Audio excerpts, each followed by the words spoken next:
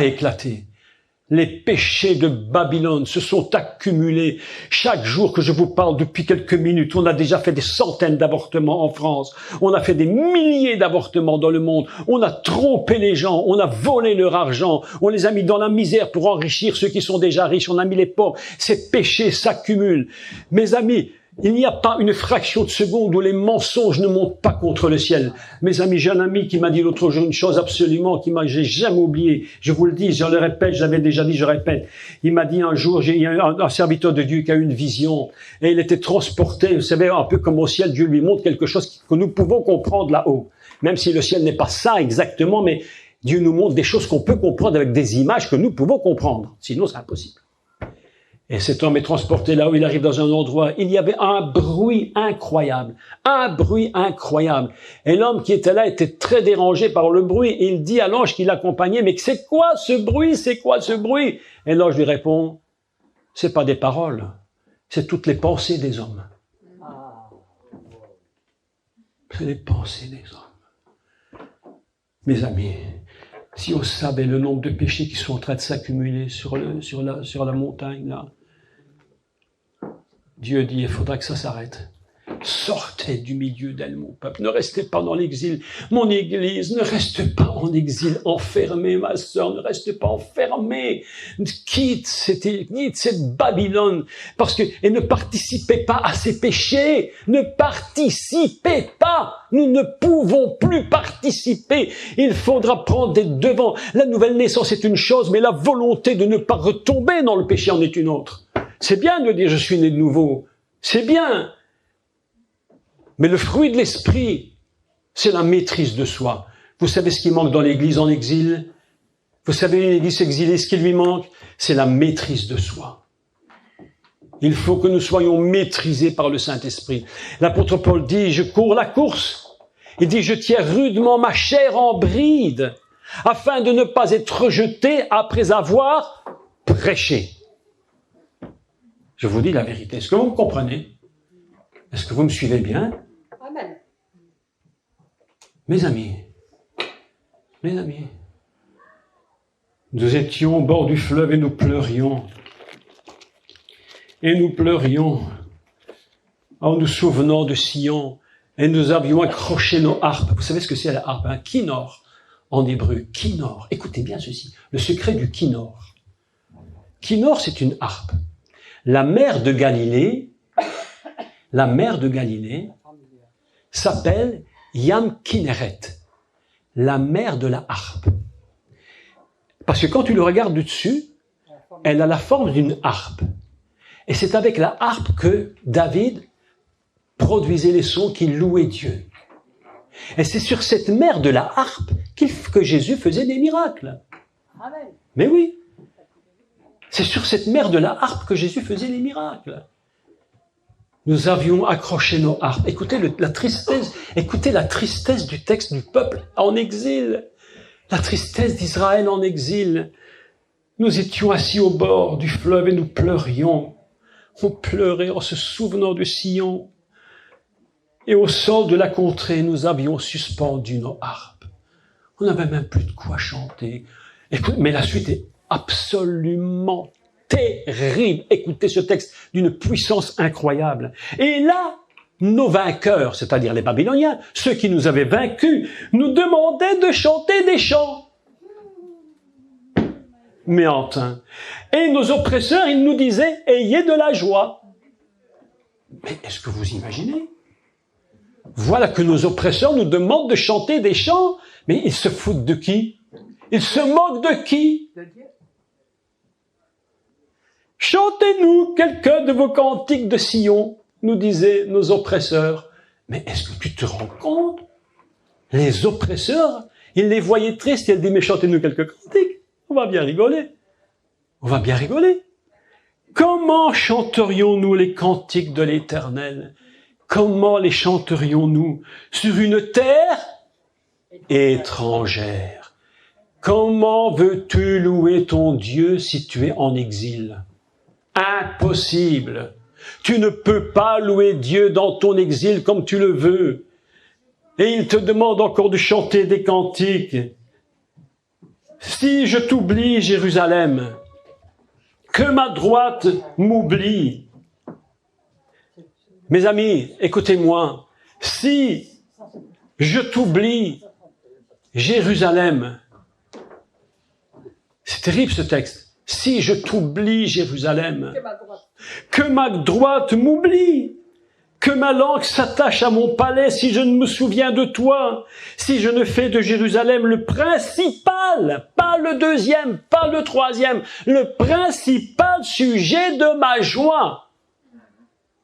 Mais l'Église n'en a plus rien à faire. Beaucoup de chrétiens n'en ont plus grand-chose à faire de Dieu. Ils ne pensent qu'à leur building, à leur bâtiment, à leurs beaux sièges, à leurs belles choses. Mais où en est la volonté d'aimer le Seigneur plus que tout en principal? Le principal sujet de ma joie, Éternel, souviens-toi des enfants d'Édom, etc., etc.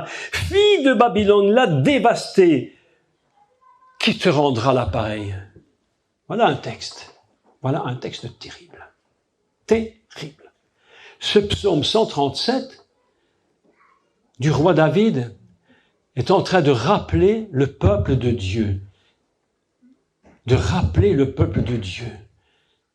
Et de lui dire, mais quand vas-tu te décider à quitter l'exil? Quand vas-tu te décider? Quand est-ce que tu vas te décider de revenir dans ma maison pour te réjouir en ma présence? Quand est-ce que tu vas te décider à avoir le bon odeur du parfum qui se répand partout? Vous imaginez bien que si je ne pouvais rien apporter de Dieu, si je sentais une mauvaise odeur, si je n'avais rien à faire, mais personne ne viendrait m'écouter. Il faut quand même bien que nous portions la bonne odeur du Seigneur. Ce qui attire les gens, c'est la bonne odeur de Christ. Pourquoi les gens ne viennent pas à l'église? Ben parce que l'église ne sent pas bon. La plupart des églises n'ont plus d'odeur. Le parfum de Dieu qui devrait attirer les gens, dire, mais d'où vient cette odeur? De cet endroit, allons-y.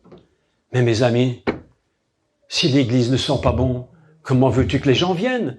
Personne ne se donne rendez-vous à côté d'une fosse septique. Oui ou non? Mais bien sûr. Bah écoute, chez moi, là, elle sent rien du tout. Personne ne se donne rendez-vous à côté d'un rang de cochon. Non, mais c'est vrai, oui ou non?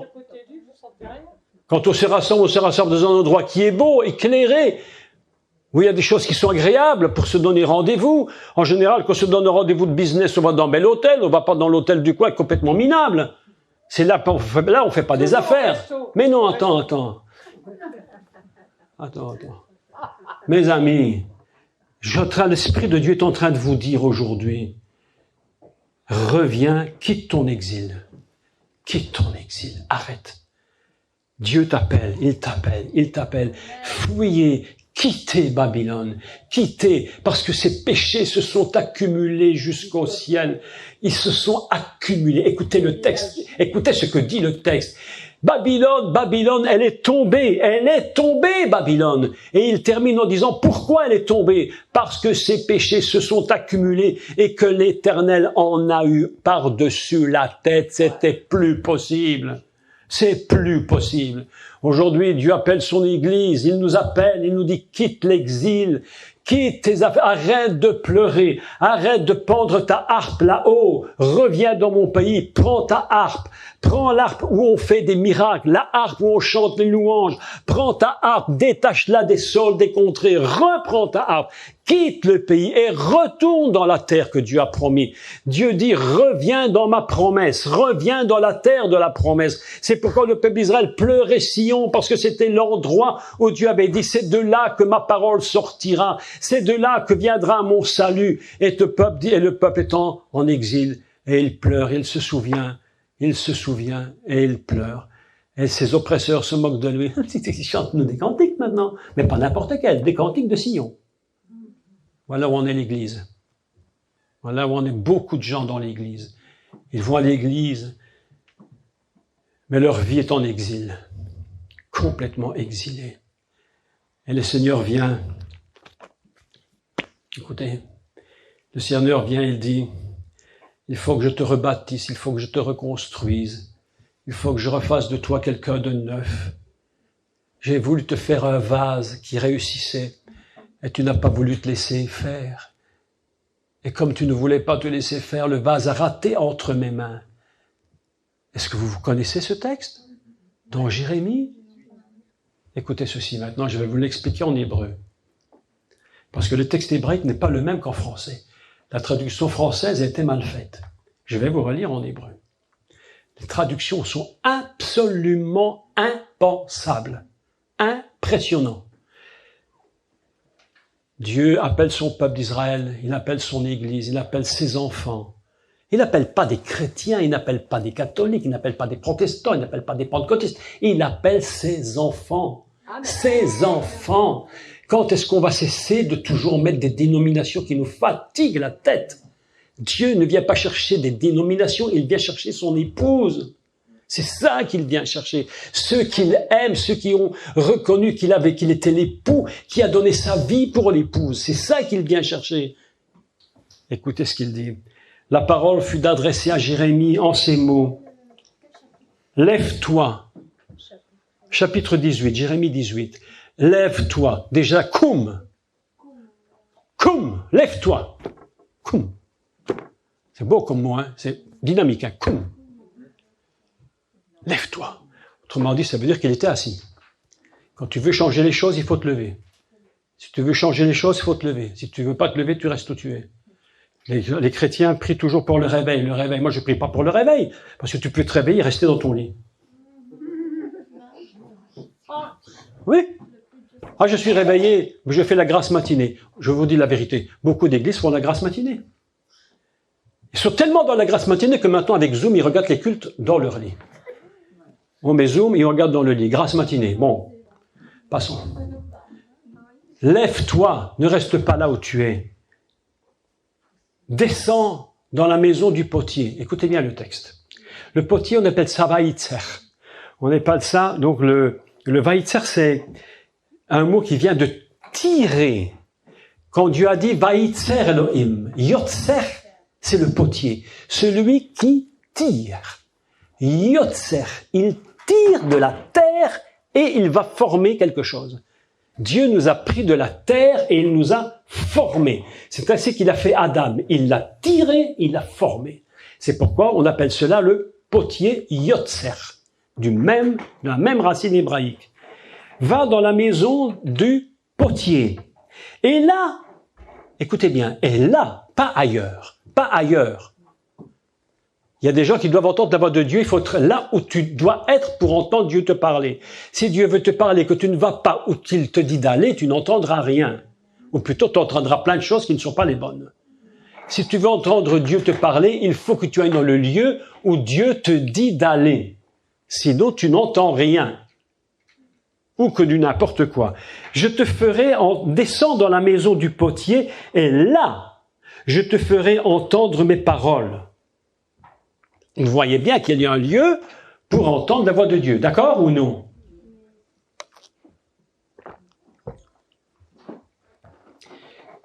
Je descendis dans la maison du potier. Il obéit. Et voici, il travaillait sur un tour. Vous savez ce que c'est un tour de potier? C'est la pierre qui tourne. D'accord? Rappelez-vous le mot. Écoutez bien le mot. Sur un tour. Traduction complètement raté. Mais on ne savait pas traduire autrement, ça paraissait impossible de faire une autre traduction. Parce qu'un potier, il travaille sur un tour, pas sur autre chose. Mais dans la Bible, il travaille sur autre chose. Écoutez bien ce que je continue et je traduis. Le vase qu'il faisait ne réussit pas, comme il arrive à l'argile dans la main du potier. Comment dit-on un tour en hébreu? Eh bien, c'est pas ce que vous croyez. On appelle ça Evanim, Avanim. Avanim, c'est quoi? C'est la double pierre. La double pierre. Even, c'est une pierre. Evanim, la double pierre. Il était en train de travailler sur deux niveaux différents. Double pierre. Je me suis dit, mais c'est bizarre. Pourquoi on a traduit la double pierre? Est-ce qu'il n'y a pas un endroit dans la Torah où on parle justement de Avanim, la double pierre? Mais oui, écoutez bien. Attends. Je vais vous lire. Non, non, non, non, non, non, non, non, non, non, non, non. Non, non. Un texte absolument inimaginable. Inimaginable, traduit complètement à côté. Et je le traduis maintenant en réalité, mot pour mot. Et ça se trouve dans l'Exode, chapitre 1. Vous vous souvenez que Pharaon était en rage de savoir qu'il y avait des nouveau-nés garçons. Il s'est dit, il faut absolument tuer les garçons. Donc je lis le texte dans Exode, chapitre 1. Le roi d'Égypte parla aux sages-femmes. D'accord? Aux sages-femmes.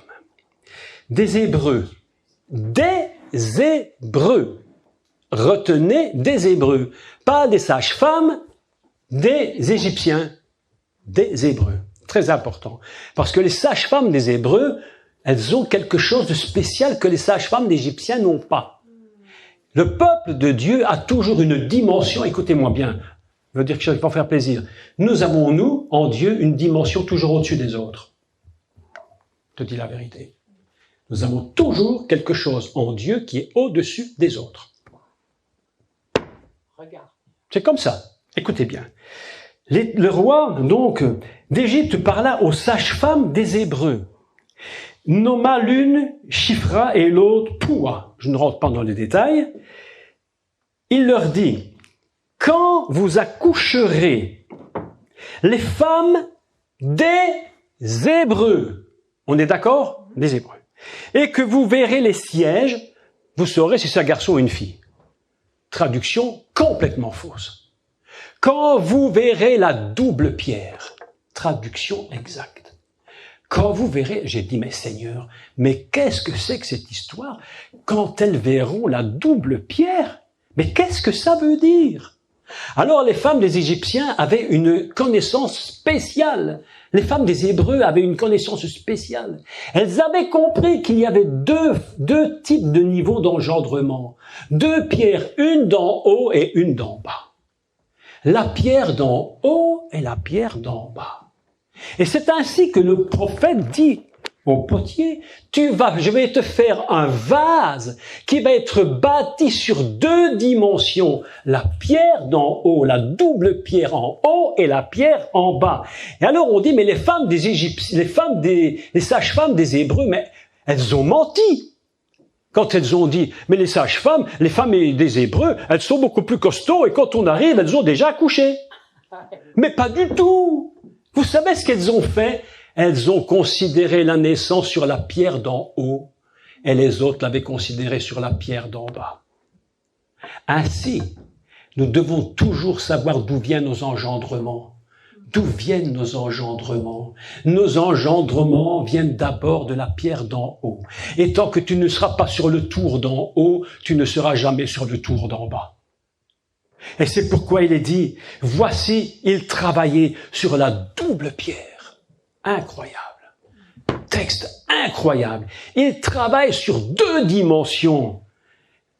Mes amis, et le vase qu'il voulait faire ne réussit pas. Il le recommence jusqu'à ce qu'il réussisse et que la connexion entre le ciel et la terre puisse être complètement unie en une seule chose.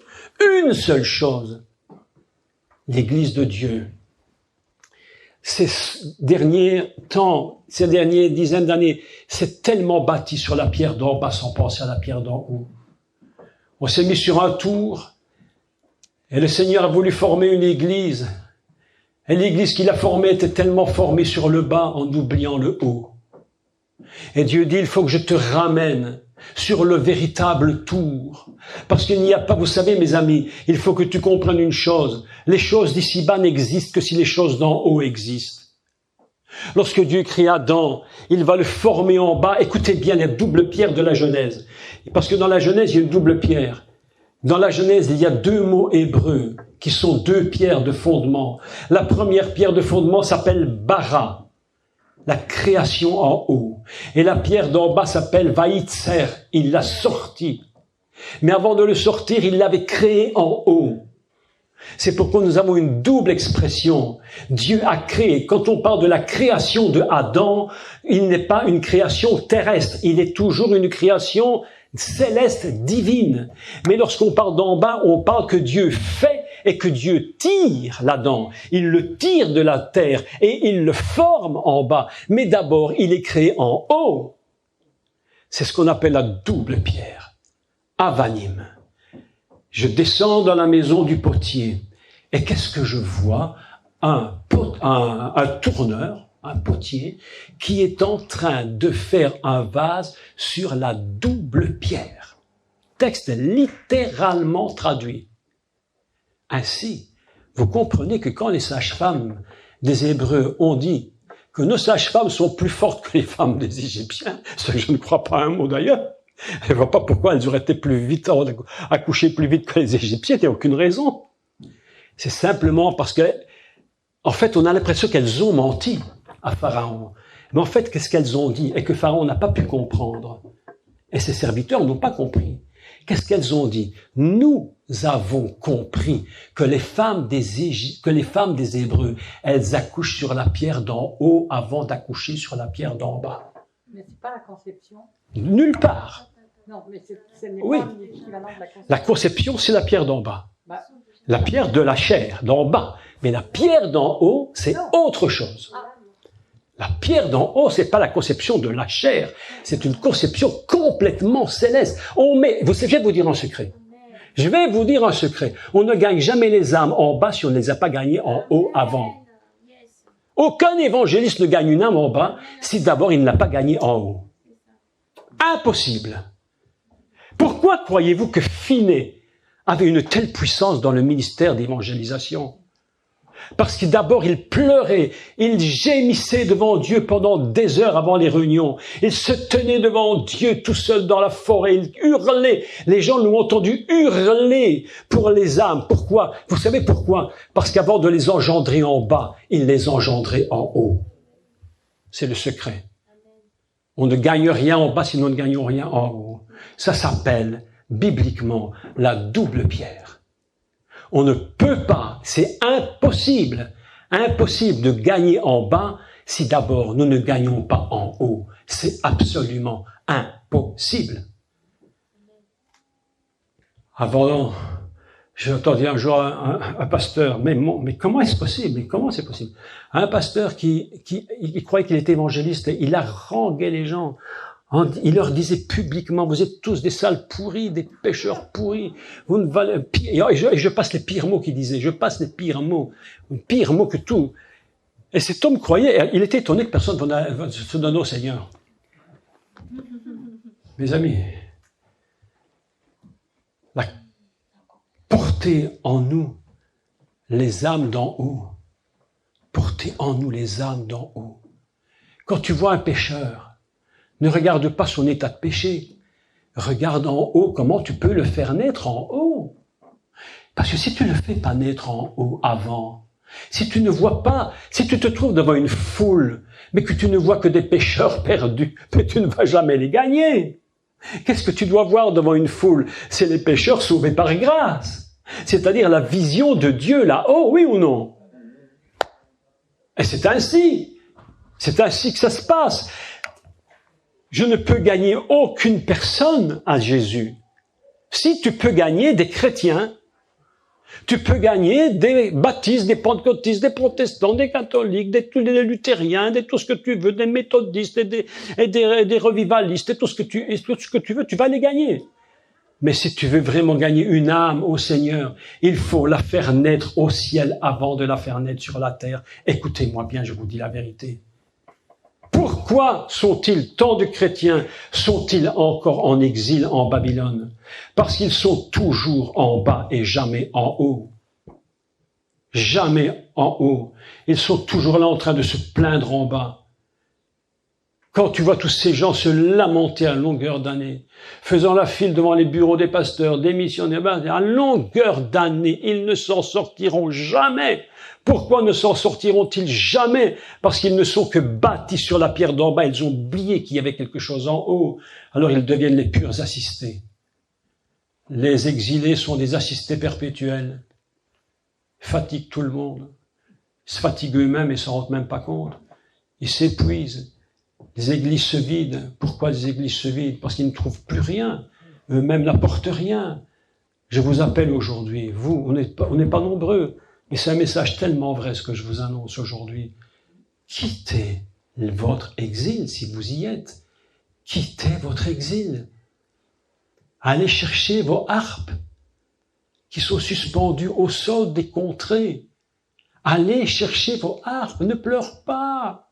Va chercher ta harpe, prends ta harpe, reprends-la et retourne dans la maison de Dieu. Assieds-toi dans la maison de Dieu, prends ta harpe et commence de jouer et de louer le Seigneur. Et tire les cordes, et laisse monter les vibrations vers le ciel. Et loue ton Seigneur, tu vas voir que tes douleurs vont disparaître. Tes douleurs vont disparaître. Tu es malade, ne t'inquiète pas. Loue le Seigneur. Loue le Seigneur, prononce le nom du Seigneur et loue le Seigneur de tout ton cœur. Tu verras comment tu vas être libéré. Il n'y a pas 50 000 manières de libérer les gens, je vous le dis ouvertement. C'est le Seigneur qui nous libère. C'est sa parole. J'ai envoyé ma parole et je les ai guéris. Aujourd'hui, je clôture. Le Seigneur nous dit clairement, mon Église, mes enfants, mon peuple, reviens dans la maison du Seigneur. Reviens dans ma maison. Mais avant de venir, s'il te plaît, va chercher ta harpe. Va la décrocher. Elle est si longtemps accrochée là-haut. Depuis si longtemps, tu as accroché ta harpe. Tu es au bord d'un fleuve et tu pleures. Va chercher ta harpe. Retourne dans la maison du Seigneur et viens me louer, viens m'adorer. Et déjà, je te donnerai la puissance de l'odeur du parfum béni. Les gens ne te reconnaîtront plus. Parce que tu vas dégager une odeur absolument extraordinaire, un parfum magnifique. Il va sortir de toi quelque chose qui ne sort de nulle part que du ciel. Tu seras bâti à la fois en haut et à la fois en bas. Tu seras en bas exactement ce que tu es en haut. Si tu n'es pas construit sur la pierre du haut, tu ne seras jamais construit sur la pierre du bas. Et ainsi Dieu te dit, mon peuple, va chercher ta harpe, décroche-la des sols, mets-la sous ton bras et commence de chanter. Et lorsque le peuple d'Israël est retourné dans son pays, il chantait les louanges. Ils jouaient de la harpe et ils chantaient des louanges à Dieu. Ils se retournaient dans la maison. Ils ont rebâti la maison de l'Éternel. Ils ont commencé à refaire les sacrifices. Ils ont commencé de faire tout ce que Dieu leur demandait. Et Dieu a dit, si tu obéis à la voix de l'Éternel, ton Dieu, si tu obéis, il y a une condition, si tu obéis, si tu fais ce que je te demande. Aujourd'hui, je clôture en disant, le Seigneur te dit, aujourd'hui, va, c'est incroyable ce texte, il est dans mon esprit très fort. J'entends la voix de Dieu qui me dit de te dire, va décrocher ta harpe. Amen. Va décrocher ta harpe. Benjamin, va décrocher ta harpe et chante mes louanges et reviens dans ma maison. Que Dieu vous parle dans votre cœur et qu'il vous bénisse. Amen.